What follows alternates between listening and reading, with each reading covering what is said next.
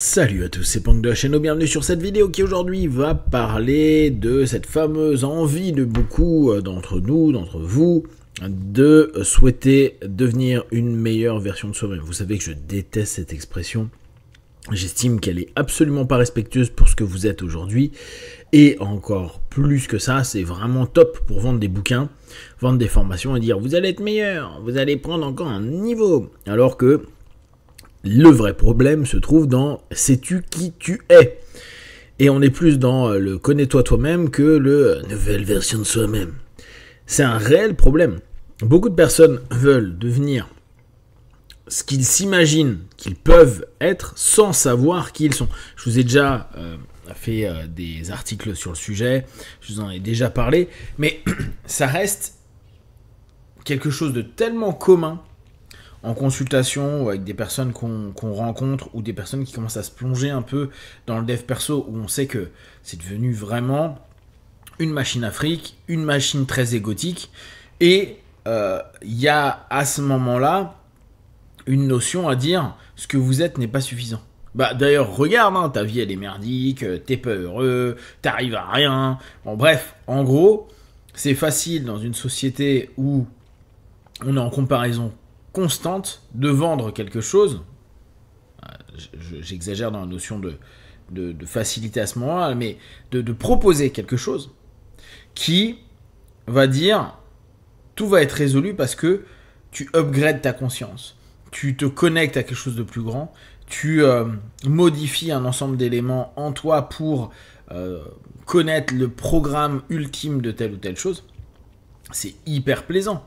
C'est hyper agréable, c'est des promesses que tout le monde aimerait voir se réaliser. Hein. Ouais, il y a une version de moi meilleure, une version de moi qui réussit dans le business, une version de moi qui réussit dans l'art, une version de moi qui réussit dans le sport. Bah, trop bien.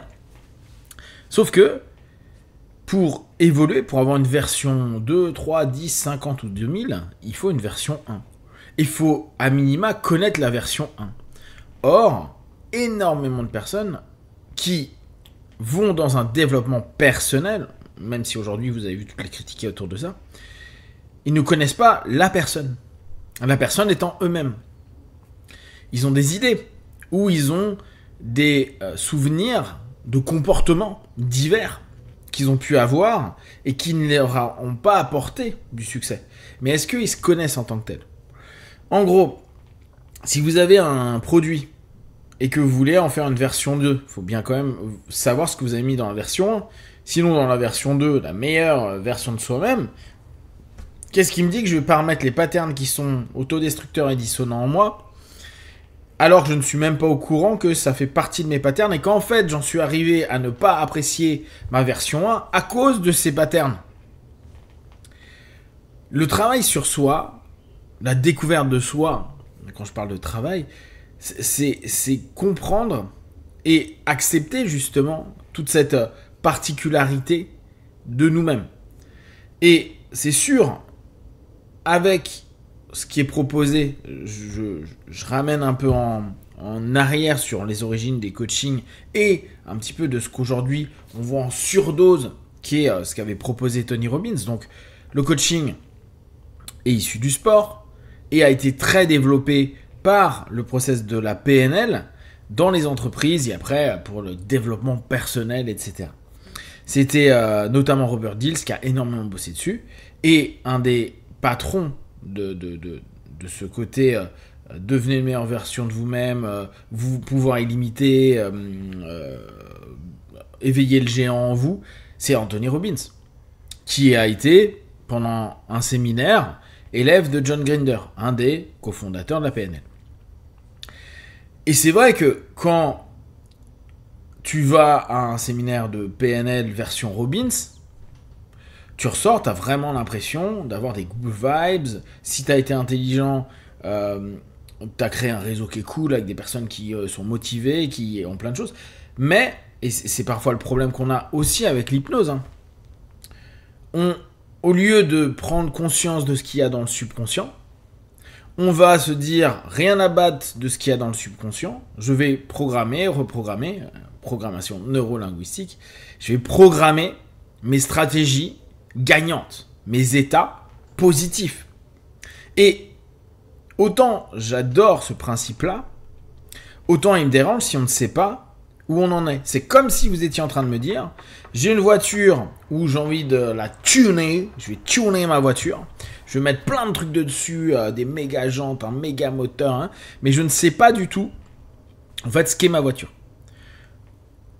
Pour être plus précis, je n'ai pas abordé le fait de savoir quelle taille est possible de jantes sur ce type de voiture-là, parce que je connais même pas mes jantes d'origine, c'est des voitures de telle, quoi, c'est des jantes de telle voiture. On a généralisé, on rend quelque chose de générique, alors que si on est clairement tous avec des patterns communs, c'est intéressant de savoir comment les nôtres se déclenchent, même si après on a les mêmes comportements ou les mêmes émotions. Et ne pas aller en considération de où on vient, d'où on vient, et qu'est-ce qu'on a comme élément intéressant. Peut-être que dans cette voiture, il y a, je sais pas, il sera impossible de mettre tel type de moteur. Il sera impossible de faire évoluer telle ou telle chose. Par contre, il sera possible de faire évoluer peut-être une partie de la carlingue ou d'autres choses. Mais pour ça, il faut avoir conscience de ce que l'on est au départ. Or, quand on veut reprogrammer, la plupart du temps, c'est parce que les conclusions qu'on a arrivées avec l'ensemble des pensées, émotions, actions qu'on avait par le passé ne sont pas OK. En se disant, bah ouais, mais moi, je veux, et on va prendre une notion qu'on a beaucoup en hypnose, je veux effacer ce qui va pas et programmer automatiquement pour que ça fonctionne. Et c'est une des raisons pour lesquelles il y a les régressions à la cause en hypnose, même s'il y a des notions solutionnistes. Cette idée de se dire, on va peut-être se poser, l'hypnoanalyse de façon générale, pour s'interroger, pourquoi ça fait X fois que tu vas voir des thérapeutes ou que tu vas à des stages de Tony Robbins ou Co. Et qu'au bout du compte, au bout de 6 mois, 1 an, tu reviens dans les mêmes travers, les mêmes patterns. Et tu vas dire, non, mais c'est pas la bonne méthode, maintenant je sais que c'est l'hypnose qui fonctionne, ou la sophro, ou les kinésios, ou qu'importe. Mais parce que il n'y a pas la prise en compte de ce qui peut initier le symptôme qui va amener à quelque chose de non OK. On peut cumuler plein de choses. Beaucoup de personnes ont fait plein de stages, ou ont vu plein de thérapeutes, et dit, ouais, non, mais moi j'ai fait de l'EFT, j'ai fait de l'EMDR, je suis allé voir un psychologue, un psychiatre, je suis allé voir un hypnotiste, etc., etc. Ça ne marche pas. Ça me fait du bien pendant un laps de temps et ça ne marche pas. Oui, du coup, c'est que c'est pas le nouveau formalisme qui va être amené, qui va se mettre en surcouche sur soi, qui va faire que on va se sentir mieux. On peut avoir l'impression au départ, parce qu'on se dit, j'ai en gros un vêtement nouveau qui me protège, ou en tout cas qui me met bien. Mais en dessous, il y a toujours, dans cette superposition, un ensemble de couches qu'il faudrait peut-être comprendre, et peut-être dans les couches et les premières couches initiales, il y a des éléments défaillants. Et se dire la meilleure version de vous-même avec une fragilité, ça va être une version de vous-même qui va se péter encore plus fort. Prendre le temps de chercher un peu ce qu'on est. Alors bien sûr, vous n'avez pas le temps de faire de la philo pendant 10 000 ans, ni des analyses de vous pendant 25 ans, hein.